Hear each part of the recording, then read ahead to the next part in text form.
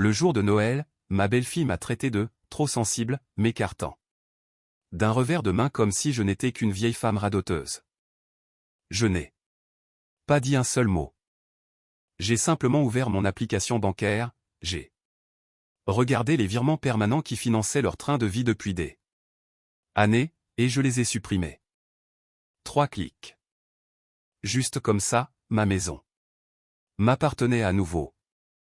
L'horloge comptoise dans le couloir sonna précisément 7 coups.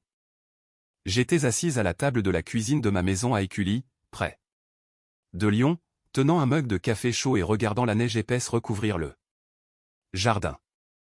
Ma belle-fille, Amélie, se tenait devant la cuisinière, le dos tourné. Elle remuait la sauce comme si cette cuisine lui appartenait depuis des années. Mon fils, Théo, était assis juste à côté d'elle, les yeux rivés sur son smartphone, une habitude devenue bien trop fréquente ces derniers temps. « Marthe, tu es juste beaucoup trop sensible », a dit Amélie sans même prendre la peine de se retourner. Sa voix était cinglante. « Ne t'attends pas à ce qu'on fasse des pieds et des mains à chaque fête juste pour te faire plaisir. Grandis un peu et arrête de transformer chaque détail en drame émotionnel. » Elle a posé lourdement la poêle sur la plaque de cuisson avec un bruit métallique sec. Théo a tressailli légèrement, mais n'a pas dit un mot. Il n'a même pas levé les yeux. J'ai ressenti un froid soudain dans ma poitrine, mais ma main est restée parfaitement stable. J'ai 67 ans, je suis veuve depuis 5 ans, et j'ai bâti cette maison aux côtés de mon défunt mari. Amélie venait de me traiter de pitoyable. Dans mon propre foyer, tout ça parce que j'avais suggéré que nous fassions une promenade familiale dans la neige. Elle préférait prendre la voiture pour aller faire les boutiques en presqu'île. Et ne commence pas à pleurer sur tes vieux souvenirs ou sur l'argent, a ajouté Amélie avec un mépris manifeste. Les adultes gèrent leurs propres finances. Elle savait pertinemment que depuis 2 ans, je versais 1 000 € chaque mois sur leur compte joint, censé financer l'épargne pour les futures études de mon petit-fils, Léo. En réalité, cet argent alimentait les goûts de luxe d'Amélie alors que le salaire de Théo couvrait à peine le loyer de leur appartement lyonnais. J'ai pris une lente gorgée de café. Pas de larmes, pas de voix haute. Juste à côté du sucrier, mon ordinateur portable était ouvert, le portail de ma banque en ligne brillant sur l'écran. J'ai fixé les virements mensuels récurrents. Amélie pensait que ma générosité était un dû, un droit éternel. Elle se trompait lourdement. J'ai refermé doucement le capot de l'ordinateur et je me suis levé pour débarrasser la table. La donne venait de changer radicalement. Le lendemain de Noël se passa dans un silence glacial. Amélie et Théo firent leurs bagages et partirent. Début d'après-midi sans un vrai au revoir. Alors que la porte d'entrée se refermait, j'ai pris une grande inspiration. La maison sentait la cannelle, mais elle portait aussi l'odeur d'une illusion brisée. Je suis allé dans mon petit bureau, je me suis assise et j'ai sorti le classeur contenant mes relevés bancaires des dernières années. Amélie avait raison sur un point, les adultes gèrent leurs propres finances. J'ai rouvert l'application. Mon doigt a survolé le bouton rouge pour le virement mensuel libellé, soutien Léo. 3 000 € par trimestre. En plus de cela, il y avait les mensualités pour le SUV en leasing d'Amélie, qui était toujours prélevé par erreur sur mon compte secondaire parce que j'avais voulu faire un geste au moment de l'achat. Je ne ressentais pas de colère, juste une profonde clarté logique. En 3 clics précis, j'ai supprimé le virement vers leur compte joint. Ensuite, j'ai révoqué l'autorisation de prélèvement pour le leasing automobile, avec effet à la fin du mois. Ce n'était pas de la vengeance. C'était une restauration des limites. Ils voulaient l'indépendance, ils allaient l'avoir, avec toutes les conséquences qui vont avec. Au moment où je verrouillais mon ordinateur, mon téléphone a vibré. Sur la commode. Un SMS de Théo, Amélie est toujours furieuse de ton attitude. Prenons un peu de distance en janvier. J'ai fixé l'écran. Mon fils était devenu complètement aveugle à la réalité. Je n'ai pas écrit de longue justification. Je n'allais pas gaspiller mon énergie. J'ai répondu par un seul mot, d'accord. Puis j'ai posé le téléphone, pris des graines pour oiseaux. Et je suis sorti dans le jardin. La neige craquait sous mes bottes de randonnée. Et l'air était merveilleusement vif. Le calme du jardin était exactement ce dont j'avais besoin, car je savais que dans quelques jours, cette paix serait brisée. À l'autre bout de la ville. Le lendemain matin, je n'ai appelé ni avocat ni police. Au lieu de cela, j'ai appelé mon voisin Gérard, qui tient une petite entreprise de bricolage. Il est passé avant le déjeuner avec sa caisse à outils. Amélie avait un double des clés de ma maison et, ces derniers mois, elle avait pris l'habitude de l'utiliser sans prévenir, s'introduisant chez moi et réorganisant mes affaires sans demander. Juste pour la tranquillité d'esprit. Marthe, m'a demandé Gérard en me tendant le nouveau barillet de la porte d'entrée. Je lui ai adressé un bref signe de tête. Oui, Gérard. Les temps changent. 20 minutes plus tard, le travail était fait. La nouvelle clé tourna dans la serrure avec un clic métallique lourd et satisfaisant. C'était merveilleux. Ma maison était enfin redevenue mon sanctuaire. J'ai parcouru les pièces et j'ai commencé à défaire les petits ajustements d'Amélie. Elle avait réorganisé la décoration du salon et relégué les vieux services en porcelaine de ma mère à la cave parce qu'elle les trouvait trop démodés. J'ai remonté la porcelaine et je l'ai remise à sa place légitime, dans le buffet en chêne massif. Chaque objet retrouvait sa place. Cet après-midi-là, je me suis préparé une infusion de camomille. La liste des factures de la maison était sur la table. J'avais passé tellement de temps à les maintenir financièrement à flot que je m'étais négligé. C'était fini. Mon téléphone resta silencieux toute la journée et je savourais chaque minute de ce calme artificiel. Vers 20h ce soir-là, j'ai vu le premier signe de la tempête. Une notification de ma banque a flashé sur l'écran, virement automatique annulé avec succès. Amélie surveillait généralement leurs finances au centime près vers la fin du mois. Il ne fallut pas longtemps pour que la première salve arrive. Un SMS d'Amélie. Apparu, Marthe, il y a eu un problème avec la banque? L'argent pour le compte de Léo n'est pas passé. Je l'ai lu 2 fois, j'ai retourné le téléphone face contre table et j'ai fini monté dans une paix absolue. Je n'ai répondu à Amélie qu'après le petit déjeuner du lendemain. Mon message était factuel et ne laissait aucune place à l'interprétation, aucun problème avec la banque. J'ai arrêté les paiements. Tu as mentionné à Noël que les adultes gèrent leurs propres finances. Je suis d'accord. Il fallut exactement 4 minutes pour que mon téléphone se mette à sonner sans s'arrêter. Je l'ai ignoré. L'appareil vibrait violemment contre la table en bois, glissant de quelques centimètres avant de finir par se taire. Puis cela recommençait. Théo a essayé 3 fois. Amélie a essayé 4 fois. Je n'ai pas décroché.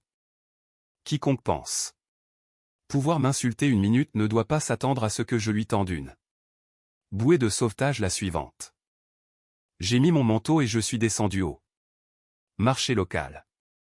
Quand je suis revenu, la voiture de Théo était garée dans mon allée. Il était au volant, fixant ma porte d'entrée.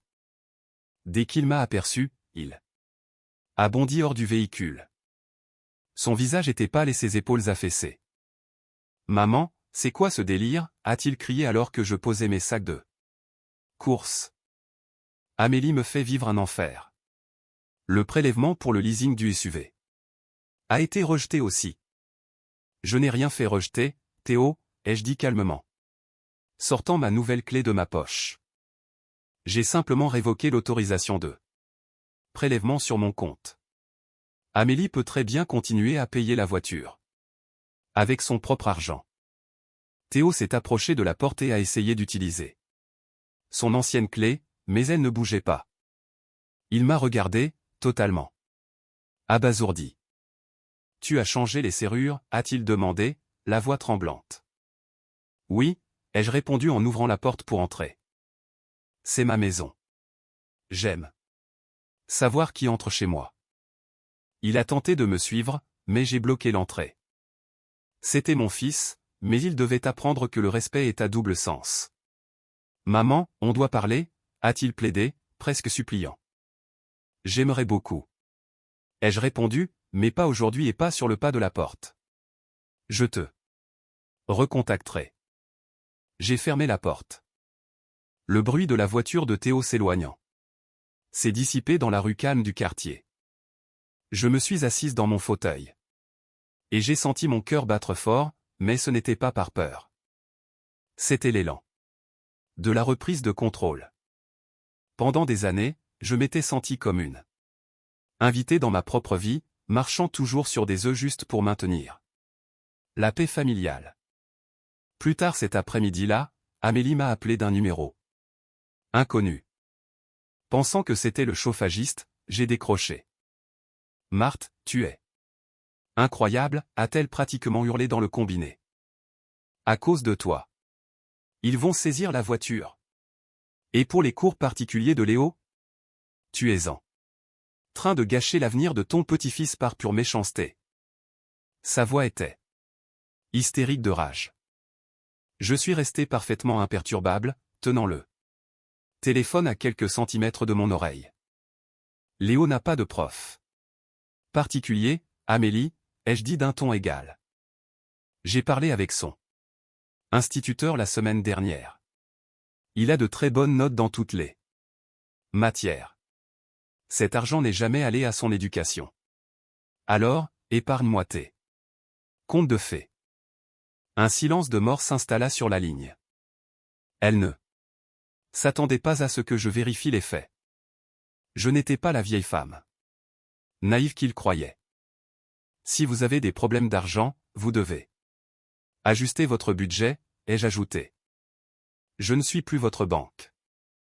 Avant qu'elle ne puisse répliquer, j'ai raccroché. Je suis descendu à la cave pour ressortir les vieux cartons contenant mon matériel de peinture. La chambre d'amis à l'étage, celle qu'Amélie s'appropriait toujours lors de ses visites occasionnelles et qu'elle insistait pour décorer à son goût, allait devenir mon atelier d'art des deux mains. Je n'avais pas besoin de réserver une chambre pour des gens qui ne me rendaient visite que lorsque leur compte en banque était vide. Ce soir-là, j'ai commencé à emballer ses cosmétiques de luxe et les vêtements qu'elle avait laissés dans un grand carton. Tout était soigneusement scotché, prêt à être rendu. 2 jours plus tard, j'ai envoyé un SMS à Théo pour lui suggérer de nous voir. Pas chez moi, mais dans une brasserie neutre en centre-ville. Je suis arrivé exprès avec 5 minutes de retard. Il était assis à une table dans un coin, fixant une tasse de café froid. Amélie n'était pas là. J'en avais fait une condition stricte. Il avait l'air épuisé, comme s'il avait vieilli de plusieurs années en une nuit. Merci d'être venu, maman, a-t-il dit doucement. Je me suis assise face à lui, j'ai posé mon sac sur le siège vide. Et j'ai commandé un thé. Théo, soyons brefs, ai-je commencé sans tourner autour du pot. Je t'aime. Tu es mon fils. Mais je n'autoriserai plus jamais ta femme à m'humilier dans ma propre maison. Elle ne voulait pas dire ça comme ça, a-t-il tenté de me calmer, mais j'ai levé légèrement la main. Il s'est tu instantanément. Elle pensait exactement ce qu'elle a dit. Et tu étais assis. Là et tu l'as laissé faire. Vous preniez mon argent tout en me traitant comme une corvée pénible. C'est fini. Le puits est officiellement à sec. Théo a dégluti avec peine. Maman, on ne sait pas comment on va payer le loyer le mois prochain si on doit aussi assumer la totalité de la voiture. Amélie a complètement mal calculé les finances. Il a baissé les yeux vers la table. Cela me fendait le cœur de voir mon fils dans cet état, mais la pitié n'allait pas corriger son manque de caractère. Alors vous devez résilier votre bail. Trouver un appartement plus petit, ai-je dit avec pragmatisme. Ou Amélie doit faire plus d'heures. Elle ne travaille qu'à temps partiel, Théo. Vous êtes tous les deux assez jeunes pour financer votre propre vie. La serveuse a apporté mon thé. J'ai lentement remué une cuillerée de sucre pendant que Théo laissait la dure réalité infuser. Il n'y avait plus d'excuses, plus de failles juridiques, plus de drames à rallonge, juste les chiffres bruts et les conséquences logiques de la façon dont ils avaient choisi de me traiter. En quittant la brasserie, une vague de soulagement m'a envahi. Je me dirigeais vers l'horodateur quand mon téléphone a encore vibré. Cette fois, c'était un numéro que j'ai reconnu instantanément, Chantal, la mère d'Amélie. Nous parlions rarement puisqu'elle vivait dans une autre région, et Amélie la tenait aussi à distance. J'ai répondu. Marthe. La voix de Chantal résonna. Je t'appelle parce qu'Amélie vient de me téléphoner, complètement hystérique. Elle prétend que tu les as totalement abandonnés. J'ai pris une courte inspiration. Et j'ai gardé mon calme. Chantal, j'ai simplement arrêté de financer son train de vie après qu'elle m'a insulté chez moi à Noël. Un profond soupir fit écho. À l'autre bout du fil. À ma grande surprise, il n'y eut aucun sermon. Je m'en doutais, a dit Chantal doucement. Amélie essaie de soutirer chaque centime à tout le monde depuis des années. Elle a essayé avec moi aussi, jusqu'à ce que je finisse par couper les ponts. Ne la laisse pas te faire culpabiliser, Marthe. Cette conversation m'a fait un bien fou. Elle prouvait que je n'étais pas là. Vieille femme aigrie et folle qu'Amélie essayait de dépeindre. J'étais juste là. Dernière personne en date à avoir enfin tracé une ligne rouge. Merci, Chantal. Ai-je dit sincèrement. Ça compte beaucoup pour moi. Nous nous sommes dit au revoir et j'ai senti le dernier poids résiduel quitter mes épaules.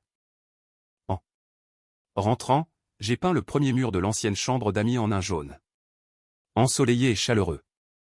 L'espace se transformait, tout comme ma vie.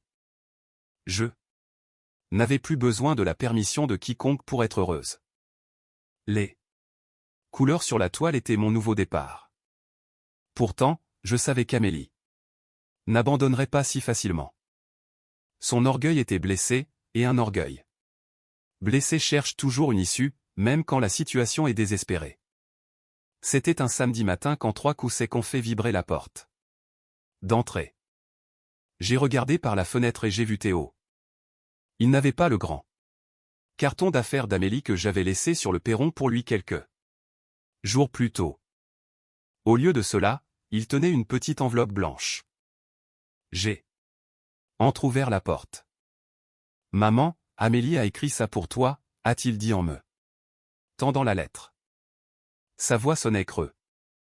J'ai pris l'enveloppe, mais je ne l'ai pas ouverte tout de suite.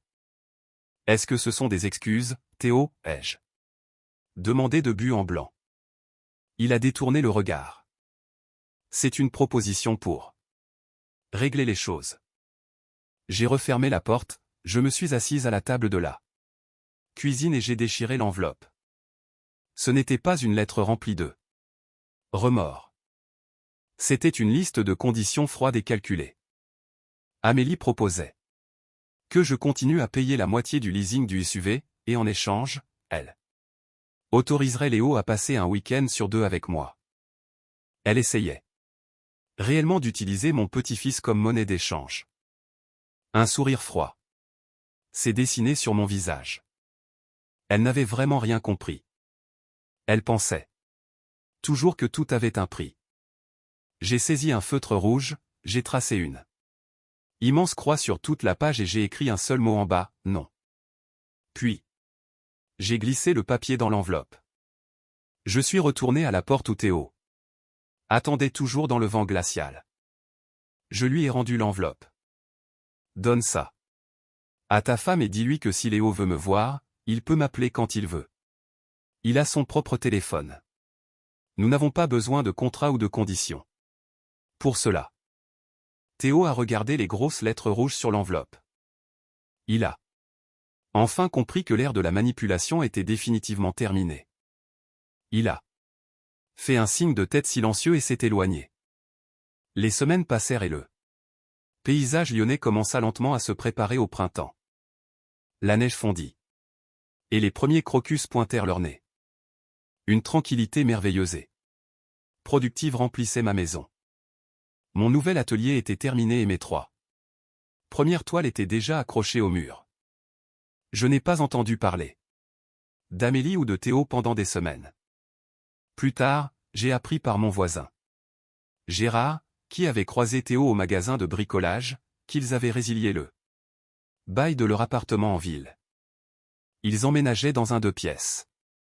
Beaucoup moins cher en banlieue. Le SUV en leasing était parti. Amélie prenait désormais le bus pour aller travailler. La réalité les avait enfin rattrapés. Un après-midi, mon téléphone a sonné. C'était Léo, mon petit-fils. « Mamie ?» a-t-il demandé un peu timidement. « Est-ce que je peux venir ce week-end ? Je veux vraiment voir ce que tu peins. » Mon cœur s'est gonflé de joie. « Bien sûr. Mon chéri, » ai-je répondu. « Viens quand tu veux. Je préparerai un dessert. » Pas un mot sur sa mère, pas un mot sur l'argent. En raccrochant, un profond sentiment de paix m'a envahi. Je n'avais pas détruit ma famille. J'avais coupé la partie pourrie pour qu'elle puisse guérir. J'avais arrêté d'utiliser mes économies durement gagnées pour masquer les comportements toxiques des autres. Ils devaient maintenant faire face à leurs propres choix, grandir et prendre la responsabilité de leur vie. Je suis allé dans la cuisine et j'ai commencé à préparer la pâte pour une tarte aux pommes maison. La maison sentait à nouveau le foyer, pas le conflit. Mes finances étaient en ordre et mes limites étaient gravées dans la pierre. Je n'étais plus une victime de leurs sentiments d'impunité. J'étais la maîtresse de mon propre domaine. Le téléphone resta totalement silencieux, et c'était le plus beau son du monde. Le samedi matin arriva, lumineux et clair. Léo était assis à ma table de cuisine, mangeant une énorme part de tarte aux pommes. Il discutait de l'école, de ses copains et de ses projets pour l'été. Il n'a pas évoqué le déménagement ou le stress à la maison une seule fois. Pour lui, j'étais juste mamie, le seul endroit où le monde avait encore un sens parfait. Plus tard cet après-midi-là, Théo est passé le chercher. Il s'est tenu dans l'entrée et a regardé autour de lui. Il a remarqué les changements, la peinture jaune fraîche sur les murs et les théières en porcelaine de ma mère de retour dans le buffet. Il avait l'air plus calme. Presque un peu soulagé, comme si la pression écrasante des dernières semaines s'était enfin envolée de ses épaules à lui aussi. La pièce est magnifique. Maman, a-t-il dit doucement en désignant l'atelier d'art. Merci, Théo. Ai-je répondu en lui tendant un thermos de café. Il l'a accepté avec reconnaissance. Nous n'avons pas parlé d'Amélie, et nous n'avons pas déterré le passé. Il n'y a pas eu de grande scène de réconciliation larmoyante, pas de feu d'artifice émotionnel, mais il y avait une nouvelle base, un respect absolu de mon espace. Longtemps après leur départ, je suis resté près de la fenêtre à regarder le jardin. Le soleil descendait sous l'horizon, peignant le ciel du soir de nuances d'orange profond. Je savais que l'avenir ne serait pas sans défaut. Amélie ne m'aimerait probablement jamais, et ma relation avec mon fils prendrait du temps pour se réparer vraiment, mais c'était parfaitement ainsi. J'avais appris que la paix ne signifie pas l'absence totale de conflit. La paix signifie garder ses propres clés, contrôler sa propre valeur et ne jamais sacrifier sa dignité juste pour assurer le confort de quelqu'un d'autre. J'ai fermé la fenêtre, allumé une bougie et je me suis installé dans mon fauteuil. Avec un bon livre. J'étais enfin libre.